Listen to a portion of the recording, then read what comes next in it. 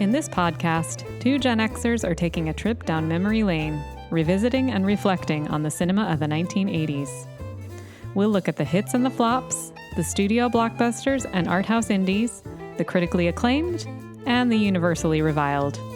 The series is hosted by me, Lisa Molinelli, a writer and librarian, and features Dustin Morrow, a filmmaker, author, and professor of film.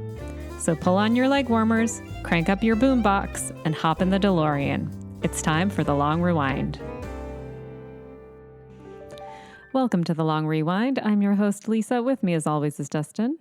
That's me, with you as always. With me, as always. And what are we talking about today, Dustin?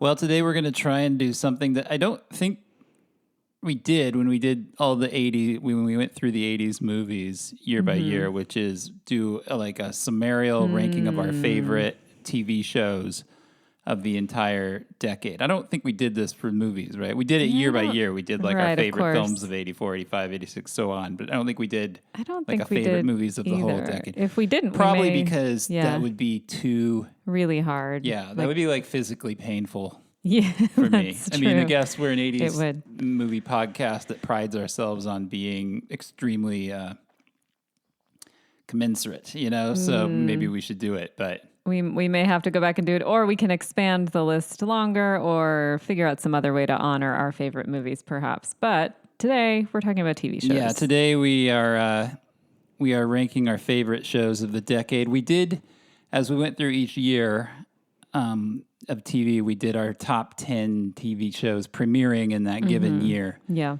So this year we're putting all those lists in competition to come up with our list of our actual favorite shows of the entire decade. And of course, you know, this is the way we always do this, but in case, you know, by some chance you're new-ish to this podcast, just know that we don't necessarily rank our list based purely on what we think the best show was.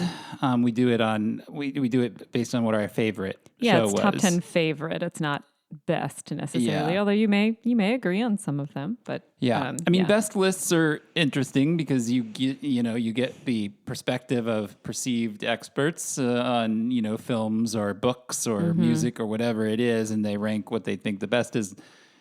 And of course that involves subjective taste, but it also maybe some criteria. I've always not bristled isn't the right word, but I've always sort of thought there should be two lists when people do this, because what I think might be the best movie of the year or the best album of the year isn't necessarily the one that I want to listen to the most or watch the most. And so I find the favorite list, because it involves some level of autobiography and it's purely subjective taste and not sort of subjective taste partnered with this thing that you think like a cultural value sort of that you might ascribe a film or a record or a book or whatever it is you're talking about. So sort of autobiography, personal taste, etc. So before we get into our top 10s, I thought I would just one more time share with our audience and with you the highest rated and most awarded shows of the decade. That's a great idea. Let's do that. So in 1980, the number one show was 60 Minutes. In 81 and 82, it became Dallas. In 83, it went back to 60 Minutes. In 84, it went back to Dallas. Whoa. So Dallas and 60 Minutes tied up the top spot in the Nielsen charts for the first 5 years of the decade, the first half of the decade. I'm curious, do you know what night Dallas aired on? Was it always the same? I never watched it. I want to say it was also Sunday, but that was my question. I mean, I wondered if it was a weeknight or a Sunday, like whether it they seems were like a good show to pair with football. So why not? That's true. Yeah. In 85, Dynasty took over for 1 year. In 1986, 87, and 88, it was The Cosby Show. Yep. And then in 89, Roseanne, which aired opposite The Cosby Show. Oh, yeah. Yeah. So kind of amazing that you could have two such high-rated shows running in the same time. High-rated shows running in the same time slot. Yeah, especially back then. So it sounds like as the decade went on, it was like the family sitcom really kind of took over in the top spot. Yeah. Yeah. Yeah, there was a real sort of, it seemed like a soap operas kind of had a stranglehold nighttime soaps at the beginning. Yeah, nighttime soaps. And then those lost a little steam as the era of the sitcom with TGI Fridays and must see Thursdays, and those nights came into popularity. Yeah. That list, however, does not tell you. It tells you what the number one show of each year is, but it doesn't actually tell you what the top shows of the decade were, which is to say, I got a separate list that listed the top 10 shows based on their average rating. So this is Nielsen ratings. Nielsen ratings, yeah. And so you'll find it's pretty different. For example, 60 Minutes is clear down at number 6 on this list, despite being pretty dominant in the ratings in terms of being number one for so long. And part of that is because I think, you could have shows earlier in the decade that I think could be bigger hits consistently because there were just fewer things on. As cable came in, it siphoned off a lot of viewers off of primetime network television. And so, for example, let's see here. In 1980, a show would have needed a 24.3 Nielsen rating just to crack the top 5. By 1989, America's Funniest Home Videos was consistently the number one show in the country with an average rating of a 20.9. So 5 less million people had to watch it to make it the number one show than would have had to watch it in 1980 because stuff was getting more spread out back then. Yeah, because the networks just did not have the hold that they had at the beginning of the decade when, it was one-stop shopping.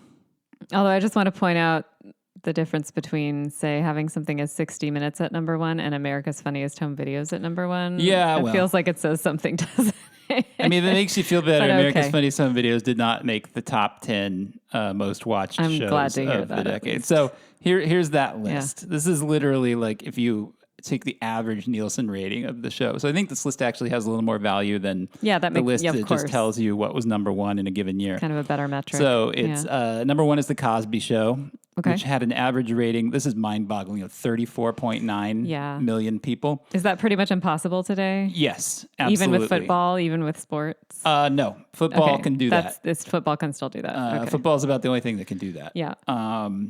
It's no TV show. Yeah, it's going to get anywhere near not that. Football, right? Yeah, I mean, I don't know what's considered a successful rating nowadays. Yeah. But I wouldn't be surprised if it was like under 10 million people. It's just not what it was. Number 2 is Dallas with 34.5 million average viewers. Over the whole decade. Wow, yeah. Family Ties is at number 3. Okay. 32.7 million. Wow. Dukes of Hazzard is number 4 with 27.3 million. Wow. Just behind it with 27.2 million is Cheers. Wow. Okay. It's kind of low down. I'm surprised. Yeah. Well, Cheers took a while to catch on. That's true. It was near the bottom of the Nielsen charts for its first couple of years. Yeah. I'm not saying that's not low, but it's lower than I expected. Yeah. So finally at number 6, that's where you get 60 Minutes, which averaged 27.7 million viewers. At number 7, The Jeffersons, 23.5. At number 8, Roseanne with 23.1. So Roseanne was actually quite a bit behind The Cosby Show. As overall, yeah. At number 9, A Different World, 23.0. That's nice. I love A Different World, yeah. Yeah, so, feeding on that Cosby Show lead-in. And this is the one that kind of surprised me. Alice. Oh, yeah. Is at number 10 with 22.9 million. Wow. That show was a kind of a sneaky powerhouse for CBS. It hit its peak early in the 1980s, and it was consistently beating out its competition, which included MASH and Three's Company, which were huge, huge shows, like just monster rating successes. Yeah. It's just funny. It's just not a show you hear a ton about anymore. No. It was an adaptation of a movie called Alice Doesn't Live Here Anymore, which was a Martin Scorsese film with Ellen Burstyn about a waitress who's an aspiring singer who gets this job in a greasy spoon in Phoenix, Arizona, and has some misadventures. MASH, which is considered one of the most popular shows of all time, had the most watched episode of the decade. That final episode was massive. Yeah. But the show itself would have come in at number 11 Wow. So just behind That's Alice quite with an average surprising. Yeah. Nielsen rating of 22.6 million. Considering my concept of it, not that that's not popular, but considering my concept of it, I'm surprised that it didn't make the top 10. The only non-scripted show on the list was 60 Minutes. 60 Minutes been, a well-respected news magazine, but also benefited from an NFL lead-in. There was always a football game on right before 60 Minutes. I never think about that. That's and so interesting. a lot of its success can be ascribed to that. Do you think The Jeffersons was a little surprising to me because I think of that as a 70s show, but it actually grew its audience in the 80s. It was bigger in the 80s than it was in the 70s. Huh. I mean, I love the Jeffersons. I'm glad to hear it, but I was also surprised. Yeah, I always think of it as a 70s show. The aesthetic is a little more 70s, I think. Yeah, I also looked up the total Emmy wins for the decade to see which shows won the most Emmys. Oh, interesting. Yeah. Do you want to take a guess? Cheers. I've got the top 5 here. Yep. Cheers came in number 2 with 28 total wins. Okay. So It was won, number 2. it won Outstanding Comedy Series in 83, 84, and then in 89. Interesting. Nearly every cast member of the show won an Emmy at some point. So Ted Danson, Shelley Long, Rhea Perlman, John Ratzenberger, Woody Harrelson, they all won Emmys. How'd The Cosby Show do? That's probably... The Cosby Show did not crack the top 5. Oh, that's interesting. Okay. Trying to think of... There's probably some stuff like St. Elsewhere. St. Elsewhere came in at number 5. Okay. Yep. Launched the careers of Denzel Washington and Mark Harmon.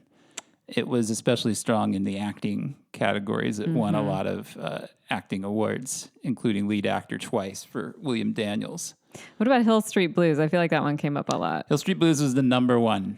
Was it? Yeah. Wow. I've never seen one episode of Hill Street Blues. Yeah. I don't know if you have. It was the I Emmy too king of the decade. I did not see it much. I think I caught it occasionally, but it was like an older show. Yeah, it was a grown-up show, right? It was for I was too young adults. for it. Yeah. It won Outstanding Drama Series 4 years in a row. A record that wasn't broken until I think The West Wing, maybe. Okay.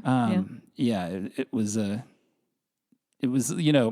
one of the first shows to have that sort of like documentary style shaky cam kind of feel to it. It was gritty. Yeah.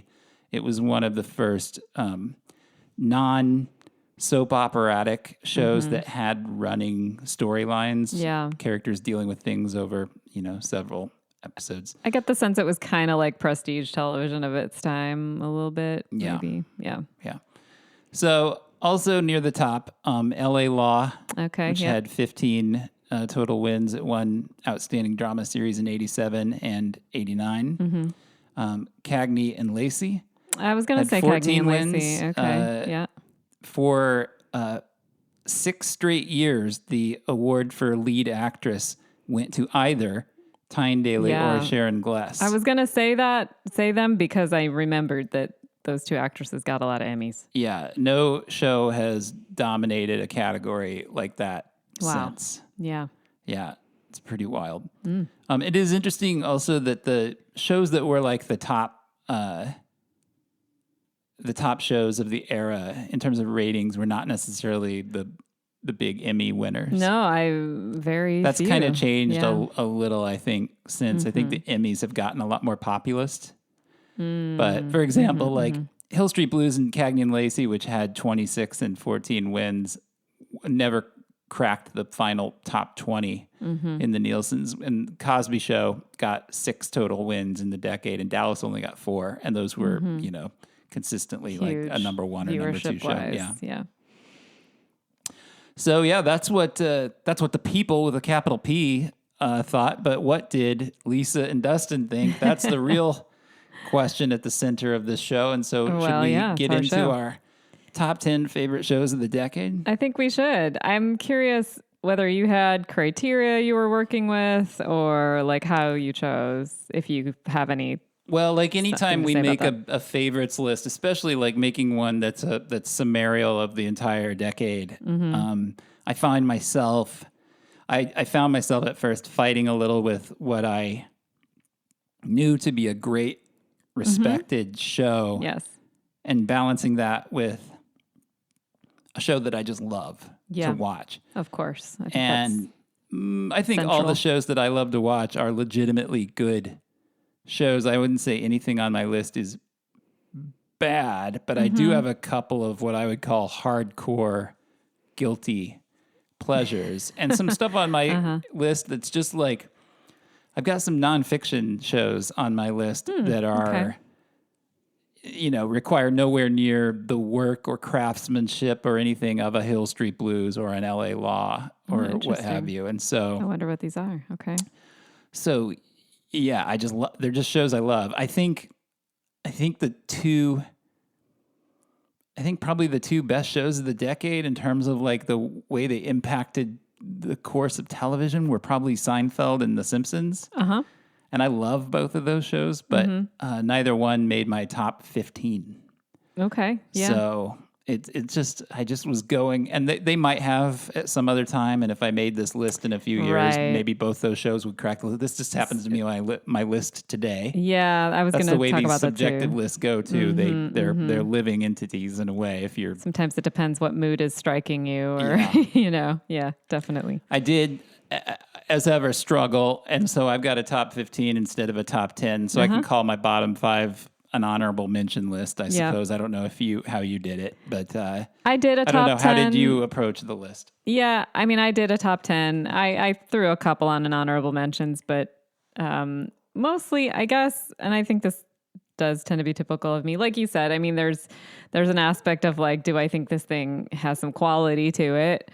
For me anyway, but oftentimes, and I think I've talked about this before, oftentimes my favorite lists have to do with like, how often do I want to go back and watch this thing or spend time with it? And some of it's also like, how close to my heart is this thing, at least in terms of this list. I'm not sure that's true of other lists, but in this case, I mean, I think everything I have on my list is something I would absolutely watch today, no question, or return to today many times. But sometimes it's a little more because it was close to my heart than anything else. Yeah, so, I mean, you bring up an interesting point, which is, I mean, these shows are 40 years old. And so you can also look at this list as a mix of what would I want to revisit today versus what do I want to sort of honor because it meant so much to me from the time. Yeah, exactly. Right. So, I think that's part of it. And, just like you, I think it's a little bit of a snapshot of like what I think right now. Cause I made some other top 10 lists for other shows that we've done at the same time. So there's a little bit of that's not recency bias exactly, but like I was thinking about these shows while doing the other top 10 lists. So that's a little bit of an influence too. Did you see like a pattern or anything when you made your top 10? Like for me, like the 80s is often written about as the decade that really birthed the modern sitcom. Yeah. And I've got 4 sitcoms in my top 10, which is to say nearly half of my top 10 are sitcoms. I did think about that because exactly as you say, sitcoms are not what they used to be in terms of popularity and et cetera. Let me count. I've got 1, 2, 3. I've got 4 sitcoms on my list. So yeah, I mean, and others are comedy related as well. So like there's a fair amount of comedy. Yeah. On my list. I've got 3 nonfiction shows. Oh, wow. 1 talk show and 2 action shows. Wow. I think I only have 4 sitcoms. Well, that's not true. I guess I have 2 technically nonfiction shows. I have no talk shows really. That's interesting. And I'm looking at this and I wonder, like, since I don't really think, as you say, I don't know that we did a overall top 10 films of the 80s thing. It's interesting to see. I bet there wouldn't be as much comedy on that list for me as there is on this list. So that's just kind of interesting to think about. It was the era of the sitcom. Plus, we were kids in the 80s, and sitcoms were, for the most part, pretty clean and pretty kid-friendly. Yeah. Well, that's another good point, too. I don't know about you. I don't have any nighttime soaps on my list. I have one show that's pretty adult, I guess. Yes, but same. It was just, you'll know when I hit it Yeah, in my list. Yeah. But for the most part, I don't have anything that you would like I don't know, nothing like a 30-something or an LA Law or a St. Elsewhere or a Hill Street Blues or any show that would have really like explicitly catered to adults in the 80s. Like none of those shows, even though those are all probably phenomenal shows and probably better than a lot of the shows on my list. And that's what's interesting about, I'm thinking about this too. It's a blind spot for me, right? Like it would be interesting for us to like watch some of those shows and then talk about them because those shows at the time when I was living in that decade seemed supremely boring to me. Yeah. They were the grown-up shows. They still kind of seem boring to me though. I guess so. I mean, I watched a few years ago, I watched a couple Hill Street Blues, and I thought it was good, but it's the part of the problem is that I'm sure it was groundbreaking for its era, but there have been so many phenomenal cop shows since then, and they all stole from what Hill Street Blues did first, but that doesn't mean that Hill Street Blues did it better. It just means it got there first. Yeah, that's a good point too. And I can't, like, even today, I couldn't imagine watching 30-something or LA Law for that matter. I don't think I could a bunch do of it, LA lawyers, like, no thank you. Those probably had soapy aspects to them too, to be fair. Yeah. So like, yeah, that's interesting. So it's definitely a blind spot on this list. I definitely didn't watch any of those shows. I was aware of them, and they're definitely not on my list. So yeah. Should we get into it? Yeah, let's get into it. So should I just do my 11 through 15 as a real quick honorable mention? Sure. If some of them are in my top 10, I'll let you know. Okay. And I'll let you know if I had them in my like little honorable mentions pile as well. All right. At 15, I had my only game show, which is American Gladiators. Oh, you love that show. Which is a profoundly dumb show that I don't know what to say. Like it's it's the I mean it's the wipeout of its era. It is just something it still streams on Amazon Prime, and I still put it on every once in a while at like 6:30 at night when my brain is like toast from having worked all day. Yeah. And we're not ready to eat dinner, and I just need like 20 minutes to like stare at a wall almost. Yeah. Like that's when I put on American Gladiators, and boy, is it like a comfy blanket when I do, my friends. I was going to say, is there something, could you explain what you love about it, or is it really just that it's just relaxing for you? I mean, I have a soft spot for its idiocy. Okay. I liked that it had all of the drama of professional wrestling, but was an actual stupid, but an actual a competition where people were doing actual things. Like it wasn't fake. Yeah. The events were dumb, but they weren't fake. Yep. So it feels like, not to say that like because of that it has sort of there's more merit in watching it, nor would I say it's anything like a real sporting event, but you know, it was a little more like a real sporting event than some shows that of its ilk. But it had all of the like drama and pageantry and I don't know. Sparkliness. It looked a lot like, it reminded me of The Running Man, the Schwarzenegger movie, which is a movie I loved as a kid. And so, you know, it was just like, it was just great. Did you like the scrappy low budget look of it on some level too? Okay. Yeah. I mean, not then, but now I find that's now hugely part of the charm of it. Yes. Yeah. Right. That it's, you know, flying by the seat of its pants. Yeah. Yeah. My number 14, a show nobody knows called A Fine Romance. Which is it wasn't on very long. It was on less than a season. It was a great romantic comedy. It was a screwball romantic comedy kind of thriller series about a divorced couple who had to kind of stay together because they were co-hosting a travel series that went around the ritziest parts of Europe. And they were always, the wife was this sort of very like Carol Lombard screwball heroine, and the guy was she was American, and the husband was this stuffy, upper crust, button up British guy. Right. And she was always dragging him into various pickles involving spies and, you know, picking up the wrong suitcase because it's got microfilm in it. Like they were always happening into these crimes. It sounds really fun. It sounds like something every I'd love episode now. one episode would be in Barcelona, and then they'd be in Paris the next week. I'm sure it was expensive as hell to produce. So which it was is part on of the reason location? it was probably canceled, but it also aired opposite Roseanne and Cosby Show. Well, forget it. So you're yeah, dead. it was toast. So were they on location? This sounds like a show I actually really would like You now. would love this show. I would love this show. This show is made for you in a lab. I wish that they would like just remake it or put it out again or something. Yeah, you can find like if you haunt Internet Archive and YouTube and stuff, you can find a few episodes of it floating around. But starred the great Margaret Whitten. It's just an actress who I really like. She reminded me of like Bette Midler. She was this sort of brassy, redheaded woman. She played the villain in Major League. Okay. And I think I know who this is. And she was the Aunt Edna in Secret of My Success. Yes. She's the woman that like abducts Michael J. Fox at the beginning out to the pool house. Right. Yes. Yeah. Yes. Okay. I thought so. Yeah. She's funny. My number 13, I suspect might be in your top 10. Okay. Newhart. That is in my top 10. Yeah. Okay, well, we'll skip that for the moment. Okay. My number 12, I suspect, is not in your top 10. It's a little something called the A-Team. No, sadly, I mean, I love it. Don't get me wrong. I have affection for the A-Team, but no, it didn't make my top 10. Yeah.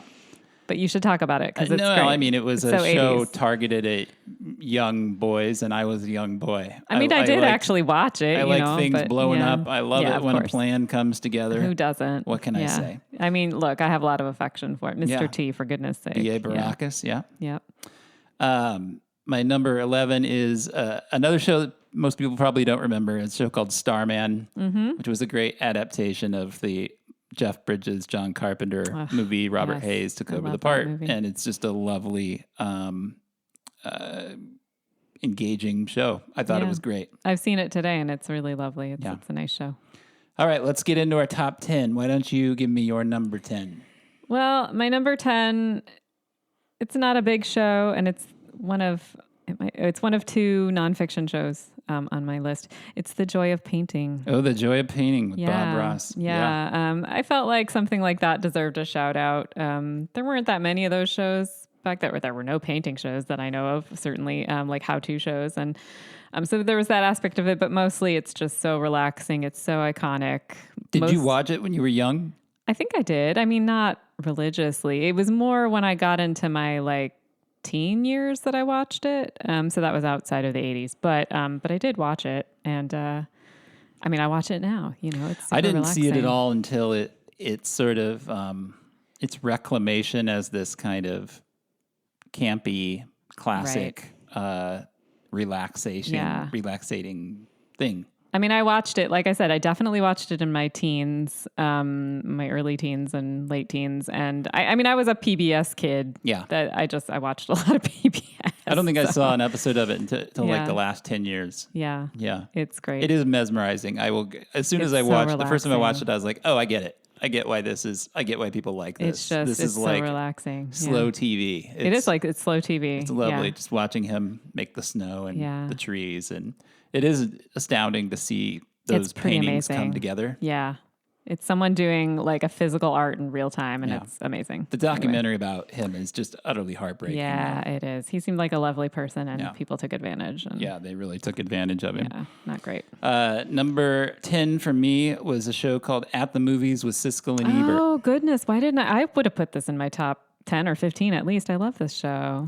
I didn't think of it. I mean, it was, there were only so many ways in the 80s to learn about new and upcoming movies. There were like Premiere Magazine, People Magazine, trailers at the theater, commercials on TV. The newspaper. Newspaper, That's where I learned about a lot of them, Yeah, it wasn't, with no internet, you were limited. And the only place really to see kind of extended clips of movies was on shows like Entertainment Tonight or At the Movies. Or the Oscars, Yeah, or the Oscars. So, just watching Roger and Gene do their recaps of the films. And, if you watch an episode of that show, like an old episode, you quickly realize that very little of it is devoted to the actual reviewing.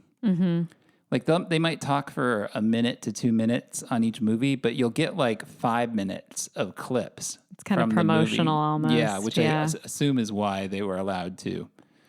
Yeah. Do it the way they did it. Because it was so promotional. But yeah, I mean, I came to really kind of like adore those guys, especially Roger Ebert, who I think was a great writer. And yeah, it was, how we learned about movies, and their love for movies was infectious. Yeah, definitely. I mean, this was a show I treasured also for the same reasons you mentioned. I didn't have a lot of access to learning about movies, and I wanted to know about movies. I wanted to know what was out. I wanted to know what was good or what people thought was good. And that show meant a lot to me. I'm sure it meant way more to you even than to me, but it meant a lot to me. I'm so sorry I didn't think of it. It's a good show. What's your number 9? My number 9 is It's Gary Shandling's show. Oh, yeah. And I actually did watch this at the time, believe it or not, even though I was pretty young, but it was it felt like my introduction to like postmodernism and self-aware meta comedy. Self-reflexivity. Yeah. Plus Gary Shandling is pretty great. Yep. It's a really, I don't know, how do you explain this show to people? I didn't count it as a sitcom, but maybe you'd count it as a sitcom. So I guess I have 5 sitcoms. It's a self-aware sitcom. It's a sitcom that knows it's a sitcom. And yeah. It was just Gary Shandling and his in his apartment or his house, and his like weird friends stopping by and weird meta things happening, basically. But it was really funny. The episode based on The Graduate is like the funniest episode. That's the one I would start with if anybody's thinking of revisiting. I do think it'd be Gary Shandling people show. watching today. It's a very unique thing. I also remember after Stand By Me came out, I can't remember what the scenario was that got him out there, but Rob Reiner guested on the show, and he and Gary went out behind Gary's house, and they were walking on the railroad tracks, and they did this thing where they were in the studio. They never left the studio on that show. Yeah, no, it was always in the studio. And they did this thing where each guy was up on one of the rails, and then they were holding hands across the tracks, so they were walking down the track. Like a very but they little only had kid about thing 10 feet of tracks. So they just kept walking back and forth and back and forth. This is very Gary Shandling show. So funny. Yeah, that's really that's emblematic of what you'd see on that show. Absolutely. Yep. My number 9 was Mystery Science Theater 3000. Oh, what a good pick. Yeah. Which also is a bit of a cheat because it's a show that started in the late 80s, and it's a show that I absolutely did not discover or get to watch until the 90s when I was in college. But man, did I watch a lot of this in college. This was one of the biggest shows when I was a college student. This is 100% mid-90s. a Gen X college show. Like absolutely, maybe millennials too. It was on Comedy Central. It would come on like at all hours, including like it was very often on at like 2 a.m. That's so appropriate, we would get back from the bars let out where I went to school at 2, and so we would get back to the dorm after getting some pizza or something at like 2:30, and then we would just sit and watch a Mystery Science Theater before going to bed at like 4. It was just like good times. Oh yeah, I mean this is a pretty kind of an evergreen show if you think about it. It definitely holds up. It's super funny. Yeah, the new episodes they did for Netflix are great. I miss. But even watching the old ones, Joel. they're still funny. I liked Mike. Jonah Ray is fine, but I was a Joel guy. I just loved Joel's voice. His like deadpan Midwestern voice, whiny. It's just such a funny voice. The writing on that show is also really, really great. Yeah, it's amazing. And there are jokes from that show that Lisa and I quote like weekly. Probably. Oh, definitely. I think also the first time I saw that show was probably in college, and I think the first one I saw was I Was a Teenage Werewolf with Michael Landon. Yep. Yeah, an excellent. Show. That show was so big when I was in college that they would do a road show and they would bring a movie to the theater at the school. Like you would go like watch like in the ballroom at the student union. Right. They would put a screen up. And then it would be free. That's the perfect. And we would go watch. I remember watching Joe Don Baker in Mitchell. I don't know what that is, but it sounds amazing. Oh my God. Yeah. He's just like the sweaty, gross private eye who like romances Linda Evans. Oh and no. It's pretty gross. Yeah. But I remember seeing that one in like the student union ballroom. Yeah. Yeah. Yeah. Good stuff. What's your number 8? My number 8, well, you didn't put this on your list, but I did. Seinfeld was my number 8, which is, an iconic, amazing. Some say it's a show about nothing. But really funny, just perfectly crafted. What can you say? It's an amazing show. Yeah, I don't know. It's a show that probably hit its stride in the 90s. Yes. Yeah, I mean, right. This is another like late Mystery 80s Science show. Theater 3000. like the first season of, if you watch the earliest Seinfelds back when it was still called the Seinfeld Chronicles, Oh gosh. you can really see them like trying to figure the show Yeah. out. It did not show up fully formed for sure. No. But by season, 2 or 3 or whatever, it was really cooking. And I mean, what can you say about it? That hasn't been said. It's one of the greatest TV shows of any genre of all time. This one makes my list because I can revisit this anytime. It's still funny. It's so funny. I'll watch it all the time. Yeah. My number 8 was Magnum P.I. Oh yeah, starring lovely. Mr. Tom Selleck. Yes, wonderful. As the Hawaii-based private investigator. Mm-hmm. Great show. Yep.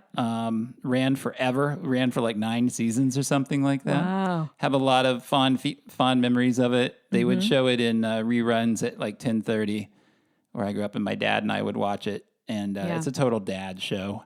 It's a great now show. I'm not a dad, but I'm old enough to be a dad, so I might as well submit and enjoy my Magnum PI. Well, it's great. I mean, a mystery show is always great, and he's very charming.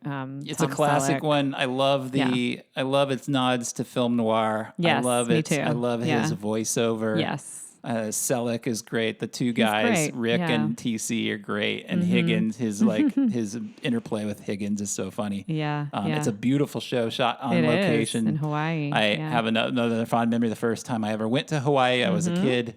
My dad's was a pharmacist, and they had a pharmaceutical convention at this fancy hotel in Hawaii, and we were leaving the hotel one day, and Tom Selleck pulled up in the red That's incredible. Ferrari. Yeah. And picked up a hot girl and drove away. That's incredible. I cannot believe you saw that. That's like unbelievable. Yeah. And I was already in the show. So you can imagine how must have just my 10-year-old mind was blown. Yeah. Did you even think maybe I didn't actually see that? I think I just assumed it wasn't Tom Selleck, that it was Magnum. Oh, you just stepped into an episode of Magnum. I think so. Yeah. Why not? I like it. What is your number 7? My number 7 is The Simpsons. Yep. Because, well, why not? I mean, it's an important show. It's still running today. Super hilarious. Some of the best writing, endlessly quotable. What can you say? It's also a late 80s show. Yeah, I think 60 Minutes is the only show that's been running longer Is than that right? The Simpsons. I Yeah, believe so. yeah. The Simpsons is as old as one of my siblings, which is kind of wild to me. Yeah. So, and I also, I remember I used to watch the Tracy Ullman show. I was a big Tracy Ullman show fan, and so I remember it from that too. So it made my list for sure. Yeah, it just seems like it will always be there. Yeah, It's I know hard it's to gonna imagine be, it ever. I might feel leaving. actual grief. I mean, if they it goes don't, off the air. Yeah. They don't age, right? No. Because it's animated. Yeah, you can so keep you it can going just forever. Bart's been whatever he is, 7 or 8 for like 40 years Yep. now. Yeah, I know. I think, like I said, I think I might actually feel grief if they take it off the Yeah. air, which is a weird thing to say, but yeah. Yeah, it's one of those shows. It's a show that's been around so long, Yeah. and it's always been there that you can kind of you can go into and out of stages of dip fandom in. with it. Like Yeah, there absolutely. are whole seasons, including right now. Oh, Frankly, yeah. we don't watch it now. No, we don't watch it in real time now. We watch reruns sometimes, but yeah. But there are huge gaps of years that I haven't seen a single episode from, and then there are seasons where I saw every episode 5 times. Yeah, same, definitely.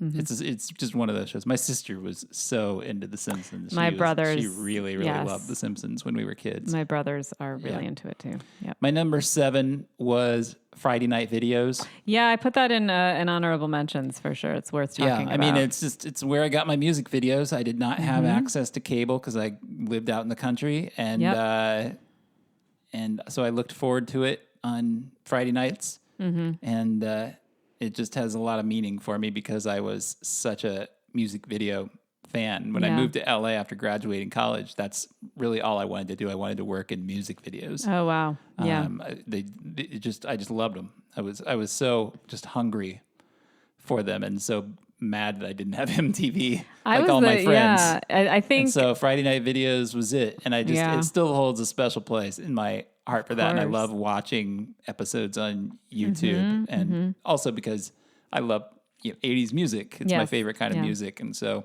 I can sit down and watch these videos anytime. Friday Night Videos had some filler, but it didn't, not a ton. It was mostly 90 minutes of music videos. So much like the early MTV before, it drifted away. it was Right. it was actually video centric. So Yeah, it was. This was a show I didn't really discover till my teens.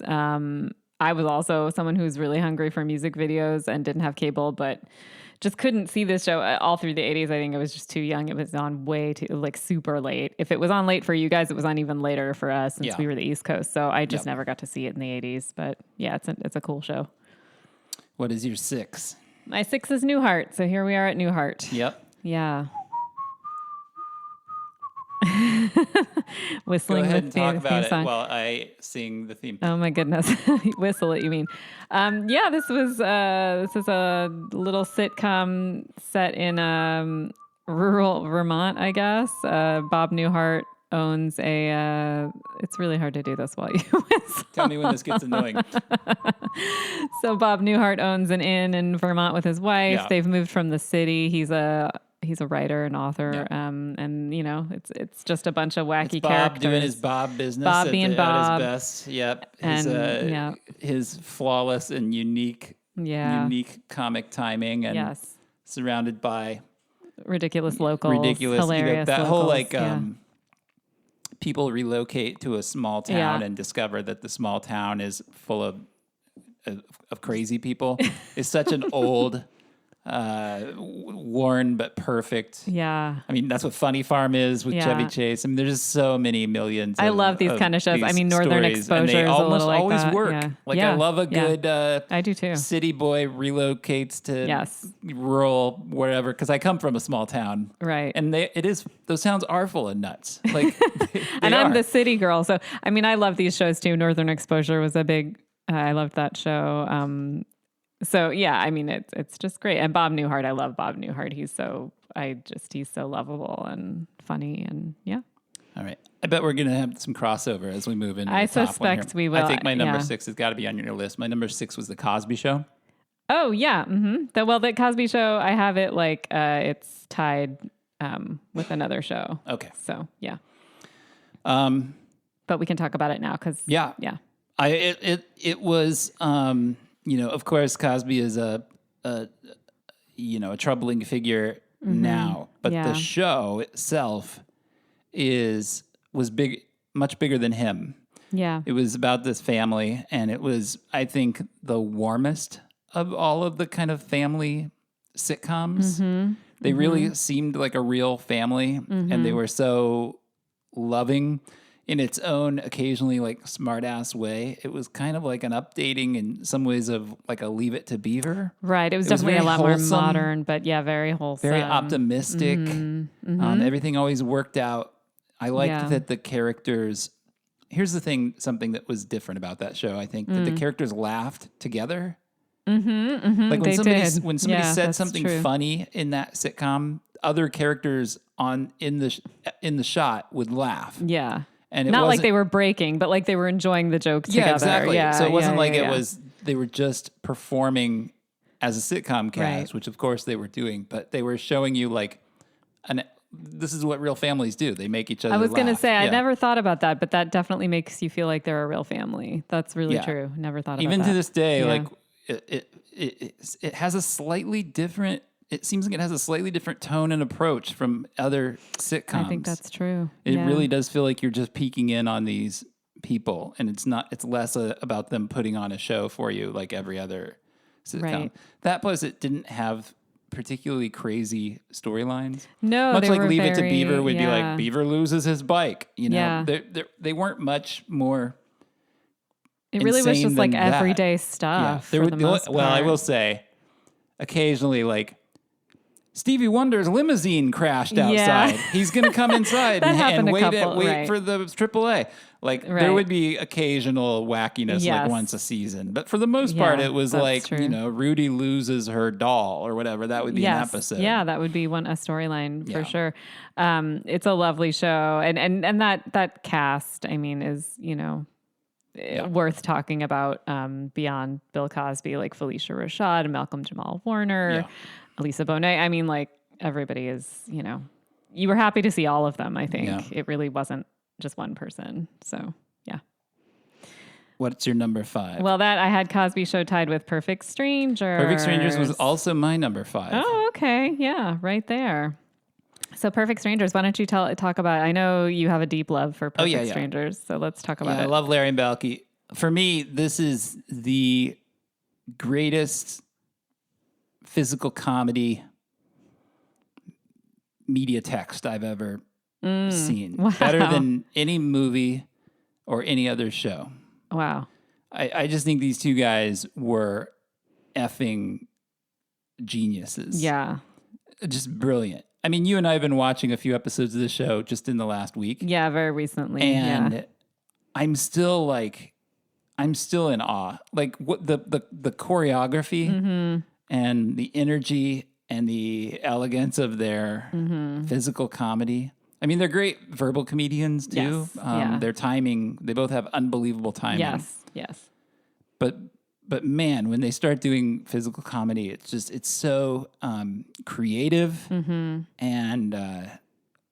it's almost like it almost transcends being funny because it's so impressive. Yeah. I'm just marveling at what they're doing. What these guys are doing is unreal. Yeah. It's just unreal. Nobody does it. Nobody's ever done it this well. Well, and I guess I also think they're a delight to watch together just because you can tell the chemistry between them is so good. Mark Lynn Baker and Bronson You could tell Pinchot. they were real friends. Yeah, and it's a warm show. It's like a kind show, but it's also really funny. You're happy to watch it. You're happy to like be with these people and live in the show for a little while. Yeah, it's really impossible nice. to not feel better. Yes, it's impossible. At the end of an episode. Yeah, it's a lovely show. Yeah. Cool. What's your number 4? My number 4, you might have this higher on your list. I suspect it's on your list somewhere. Moonlighting. Oh my God! How did I miss Moonlighting? You didn't put Moonlighting? Okay, I'm gonna have to revise my list. Yes, well, that's okay. Let's talk about it. I see where I can put it. Okay, well, it doesn't matter where you have it on your list. I know you love it. So let's talk about Moonlighting. What do you love about Moonlighting? I mean, it was just one of a kind. It was film noir. Yes. It was screwball comedy. It was classic 80s detective setup. It was 2 actors firing on all cylinders. It was it was chemistry that you can't manufacture. No, yeah. Like, you can take 2 of the best actors in the world. I mean, a lot of movies have demonstrated this and put them on screen together and they just don't work. Don't register. Yeah. And I think just sometimes casting agents do their thing or you get lucky and they discovered this guy who was a bartender and this actress who didn't have a lot of, respect from the industry as an actress because of her background as a model and put him in this show and man, did it work. And it just has it has a style and a tone. Yes. The music is fantastic. And it was like Gary Shandling's show, really self-reflexive, really self-aware. They were constantly breaking the fourth wall. There was an episode that was Shakespearean. Yep. There was a black and white noir episode. A natural choice. There was a Christmas episode where like they run beyond the cameras on the out set. into the set. Yeah. It was they were always doing stuff like that. They were kind of experimental in a really fun and interesting way. Now, I have to say, I wasn't really able to watch this at the time. It was on too late. I had to go to bed. Although I do remember my parents waking me up once to like watch part of one, and I forget why, but I do remember that. But I put it on here because I love it now, and I think it's such a quality, important show for the 80s. So, yeah. Yeah, very sophisticated. Yes, very sophisticated. Yeah, good writing. And just the writing was so incredible. Yeah. I've mentioned this before on the show, but it never ceases to amaze me to hear that the scripts, the screenplays for each episode were like 2 or 3 times longer than the average 1-hour series scripts because they had so much dialogue. Yeah. Like they speak so quickly in that show, and it's just classic screwball. Like old school screwball tradition. Yeah. Mm-hmm. My number 4, I'm sure is on your list. It's The Golden Girls. Yep, that was my number 3, so pretty close. Yeah. Yep.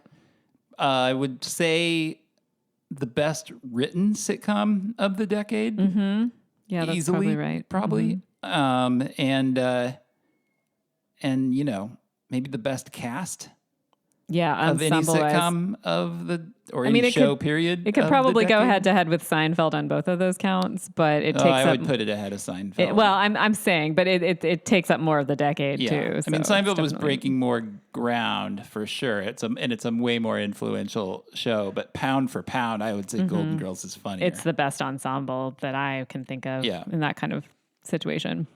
Yeah, I didn't watch a ton of it. It was all you couldn't not see it to some degree in the 80s because it was on all the time. But I wasn't a big fan of it when I was a kid. But coming to it later as an adult, I'm like, the writing on this show is so funny. It's incredible. Yeah, I actually did watch it probably every week at the time, which is so funny because it was a show that someone of any age would watch, even though it was about a bunch of women of a certain older ladies, age, yeah. right? I remember watching it with my grandma, for instance. But yeah, I watched it every week, thought it was funny. I'm sure I didn't get it on the level I get it now, but you could watch it at just about any age, and a lot of people did. Who's your favorite Golden Girl? It's like an impossible question. I told you mine. Your favorite is It's Dorothy. Dorothy? Yeah. Yeah. Yeah. I think Betty White did the best work on the show. Yeah. But Yeah. my favorite character, just in terms of the one that makes me laugh the most, is Dorothy. I mean, this is one of those things where it like changes day to day who my favorite is. It almost depends. You wake up and you're like, oh, it's a what mood Blanche I'm in. Wednesday today. Probably, yeah. Like right now I'm thinking I think Rose might be my favorite, but like I don't know. You're right. Sometimes it's Dorothy. Sometimes you're feeling sarcastic, Yeah. What's your number 3? My 3 is Golden Girls. Okay. My number 3 is Cheers. Oh, yeah. Yeah. Love Cheers.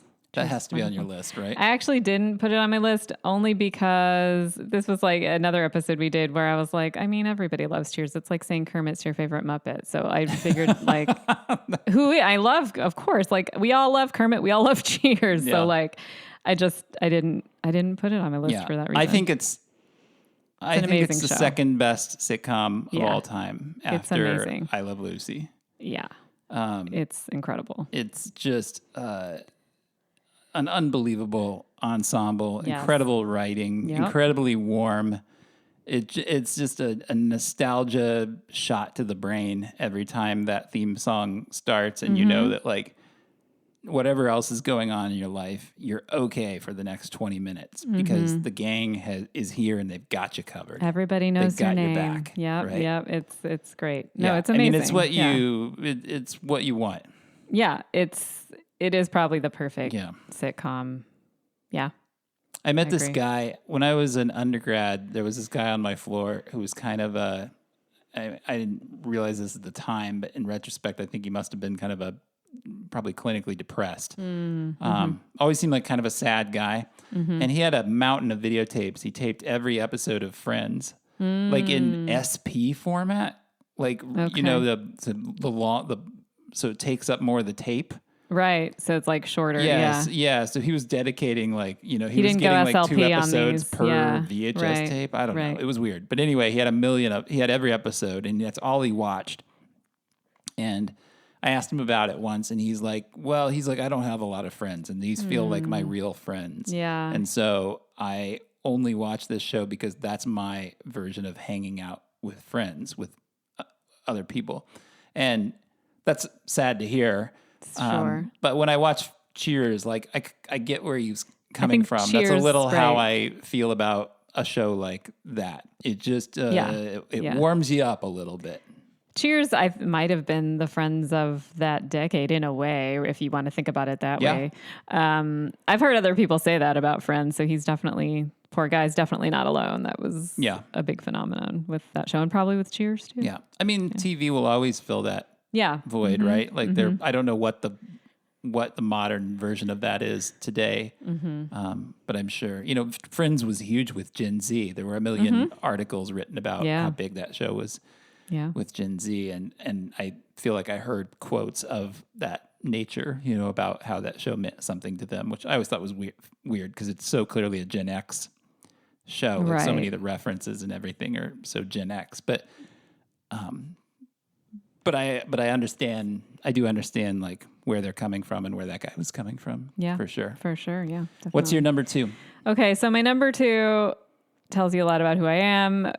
It's probably not like what people think of as a great show, but it means a lot to me. Star Trek: The Next Generation. Oh, yeah. Yeah. That's a show. All right. As you talk about it, I will whistle the theme. Oh, no.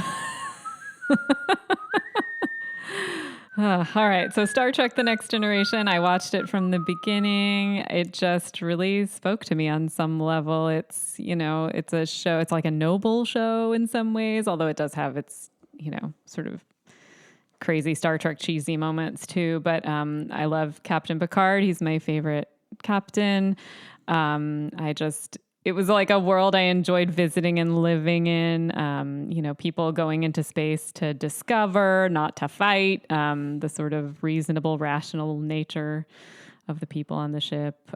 Seeing women on the bridge, that was always cool for me. I don't know. I love that show, and I watched it when it came out. So our pal Will Wheaton. Yeah, we met him in the woods. Mm-hmm. Yep, in Washington. Yep. Yeah, it was amazing. That was quite a moment for me to meet Wesley Crusher himself. I wonder if that was considered something of a bold choice at the time to cast a like classically trained Shakespearean Brit. Yes, as the captain. I mean, I don't know. Maybe. Right now, we've lived with Picard as this iconic character for so long that it just seems natural, and he was so great in the part and so commanding as a leader. Yes. It's like, how could they not pick him? But if you think about it, that was the first Star Trek sequel series out of what would become a million. Yes. But it broke the ground for all of that, I think. Yeah. Well, and the previous captain, who was such a popular, iconic character, is nothing like Picard. Very different. He's like a bruiser, right? He's like a cowboy. He's like a jock. He's like a John Wayne yeah. type. He's not a refined British Shakespearean. He's more of a risk taker. I mean, he was more. I mean, the William Riker character is maybe a little bit more like the William Shatner character, but not really either. Like he's a little more refined too. But I think I liked, even as a kid, that refined nature of the show. And I still like that. And actually, speaking of Will Wheaton, to me, that also meant a lot to see a smart kid, on the bridge and doing stuff. Actually contributing to the ship. Yeah. So I don't know. It all just meant a lot to me and spoke to my personality and my interests. Yeah. So, yeah. What is your number? Oh, that was your number 2. That was my number 2. My number 2. Well, I'm doing some 11th hour rigging here. I'm going to add moonlighting and a tie. That's okay. With this series. Yep. So my number 2 is moonlighting and Miami Vice. I mean, of course, such a huge show for you and for a lot of people. It was a big show of the 80s. Yeah. Just the coolest show. Yeah. Ever very made. Cool show. Like for my money, there hasn't ever been anything cooler. Mm-hmm. That moment in the pilot where they're loading, Crockett's driving the Ferrari. They're driving through the streets of Miami in the middle of the night. They're going to bust these guys, and they know that they're heavily outgunned and that they're probably going to get killed. And Tubbs is loading his shotgun, and you hear In the Air Tonight by Phil Collins playing. And there's all these unbelievably stylish, cool shots with this amazing cinematography. And they pull over, and Crockett makes a call to his wife from a payphone to essentially say goodbye because he thinks he's got to be killed. Yep. It's just the coolest thing on TV that I've ever seen. It was cool just, 80s fashion, cool 80s color palette and aesthetic. And the use of music, it really changed like needle drops in a way. And it brought the MTV aesthetic to TV or not TV, but to narrative, television. Yeah. So just a unbelievable series. Totally holds up. Really interesting. Asks really interesting questions about morality and ethics. In law enforcement, particularly. Almost never did Tubbs and Crockett win. Almost every episode ends on kind of a bittersweet note. That's and so interesting. Even when you think they've finally got this one, there'll be some twist in the last 10 or 12 seconds of the episode that just absolutely flattens you out. I'm surprised to hear that. It's such a cynical show, but it's, perfect for the time in a way. Yeah. It was, too grown up for me at the time, although of course I was aware of it. Have you ever seen an episode of Miami I don't know Vice? if I've sat down with you to watch an entire episode. I've seen you watching it. I've seen a lot of it, like just little bits, but I'm not sure I've sat down to watch an entire Maybe episode. I'll program a Miami Vice Film Festival for you. I'll show you like 4 or 5 of my favorites. Yeah. And that's the only reason it's not. I know it's an important show. It obviously broke a lot of ground. I mean, there weren't really no shows quite like it at the time. So it's important to talk about, but it just wasn't a show I was that familiar with. So yeah. Okay, we're at the top here. Yeah. What's your number one? Your favorite show of the 80s? You want to make a guess? It's like you want to guess on mine? No. I wondered if you wanted to guess what mine is. Oh, if I want to guess yours. Yeah. Muppet Babies.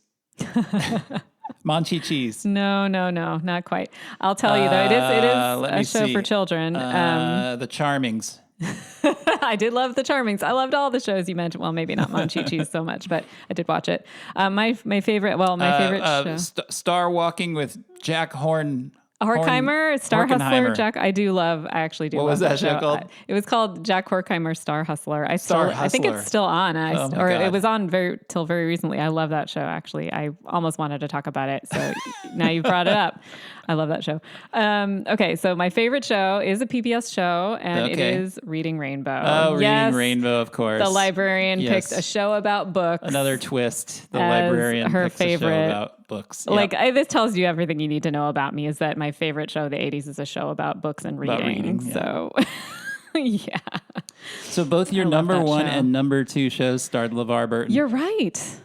They did. You must be the biggest LeVar Burton fan. I love LeVar Burton. This side of the Mississippi. How could you not love LeVar Burton? He's wonderful. I love Reading Rainbow. It encourages kids to read, but in like a really fun way.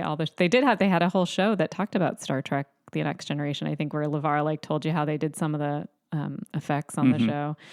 But yeah, it was, always centered around reading and recommending reads, and I just love that show. Yeah. I think they've brought it back with a different host now. I think it's mostly on YouTube maybe now, but yeah, love that show. Wonderful intro song. Yep. I don't know. What can you say about it? Did you like Reading Rainbow? I loved Reading Rainbow. Watched it every day when I was a kid. Yeah.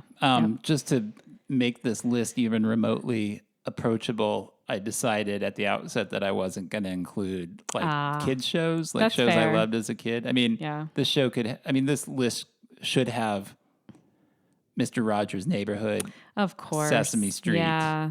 I mean, those shows are wonderful and meant a lot to me. G.I. Joe, He-Man, Dungeons and Dragons, like these things, those shows, I spent more time watching those shows than most of the shows I've just mentioned. Yes, of course. I guess it's just that this show meant and still means a lot to me. You're right, Mr. Rogers. It's a great show. It's a wonderful show.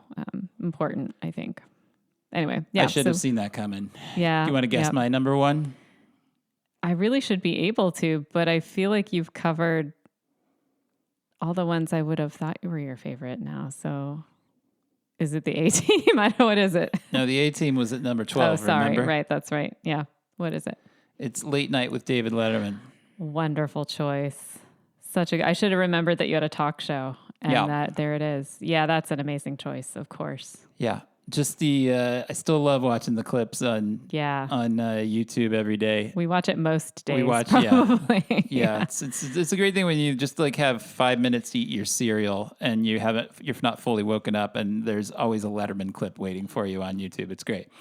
But it's it was, Jimmy Kimmel talks about this too, right? Because he was such a big fan. It was just so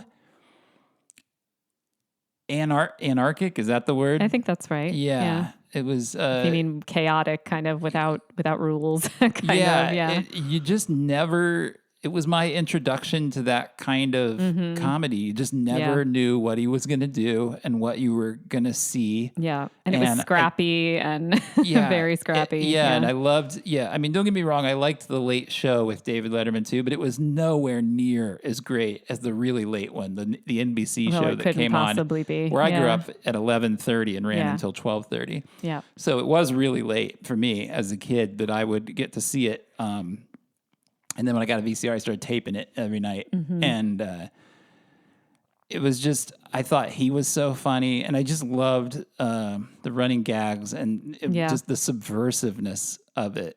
It just blew my mind. I just could not believe what I was seeing when I, would watch some of these episodes. Yeah, he's incredible. That show, he's always been incredible. His shows were always amazing. I didn't really see it at all in the 80s because I was way too young, and it was on yet an hour later. It would be on at 12:30 in my market. So I definitely wasn't seeing it, but I did watch David Letterman all the time as a teenager, and he's probably my favorite late night host. Probably. Did you have a favorite bit? Larry Bud Melman. I love Larry Bud Melman.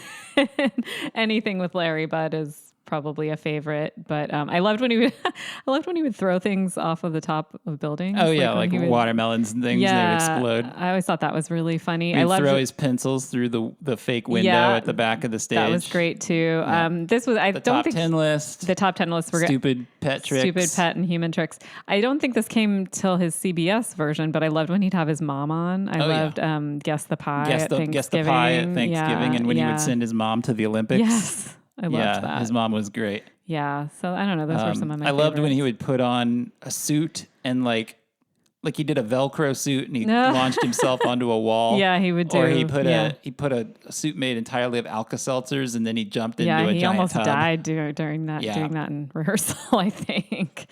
But he's such an individual, right? Like he seems like this buttoned up Midwesterner, but he's also like throwing himself at walls covered in Velcro. Yeah. So like, he's also like the person on TV, like sort of in history for me, that seems most closely to have my exact sense of humor. Yes, he's very close to, Yeah, just kind of slightly goofy, but also slightly dark and very sarcastic. Mm-hmm. And I just loved how miserable he often seemed. It's a weird thing to say.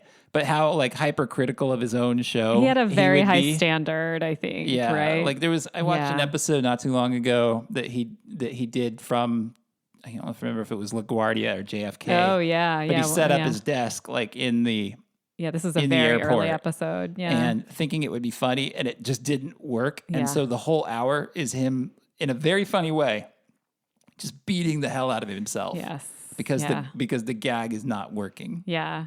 Yeah. He used to do episodes where they would film him at home in his easy chair watching a rerun on TV and just ripping it to shreds, like a rerun of his show. Yeah.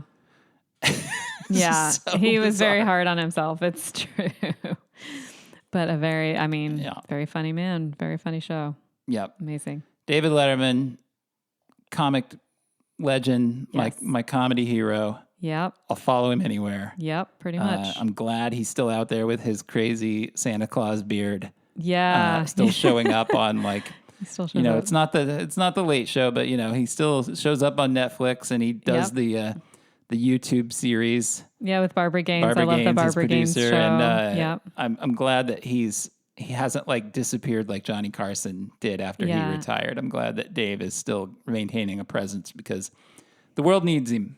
Yeah, I'm glad for his sake that he seems to have relaxed though some, and he just kind of gets to do what he wants. Yeah. So those things are nice too. Yeah. Yeah. And he's grown into his curmudgeonly. Yes. I mean, he was a curmudgeon when he was like 25, and now he's now the appropriate age to be a curmudgeon. It's a delight. That's true. Yeah, he's grown into his irascibility. Yeah. Okay, I think that's it. All right. We did it. This is this has been our 80s TV season. Have you enjoyed this? I have enjoyed this. It's been it's a particular, there's so much nostalgia with TV, probably even more than film, because it was always there, every day. This was something I never thought we would do when we started this podcast. Mm-hmm. I was like, I'm a film guy. Mm-hmm. And I just thought this would always be an 80s cinema podcast. And then like several people started asking me, like, are you guys going to do TV? And I was like, well, no, we're a film podcast. But eventually I just sort of thought, maybe we should do like a miniature season on TV. And then, of course, because of my kind of completist nature, it ballooned into, a year by year breakdown of the entire decade. Can't do anything like, we could have done a one-off episode, I guess, on 80s TV, but that would have been ridiculous. So. Well, like I said, it was something that was there with us every single day. I Yeah. mean, really. So it was a part of our lives, and it required a full season for sure. I'm sure we'll go back to talking about film. Yeah, because I hope people have Yeah. enjoyed this, and rest assured, if you haven't, that we are going to get back to discussing exclusively the cinema. And of course, of the 1980s. You can go back and visit any of our film episodes. Of They're course, still available. They're always there, So, yep. always there for you. Yep. And you should. All right, thank you for listening, everybody. All right, we'll talk to you See you soon. Bye-bye.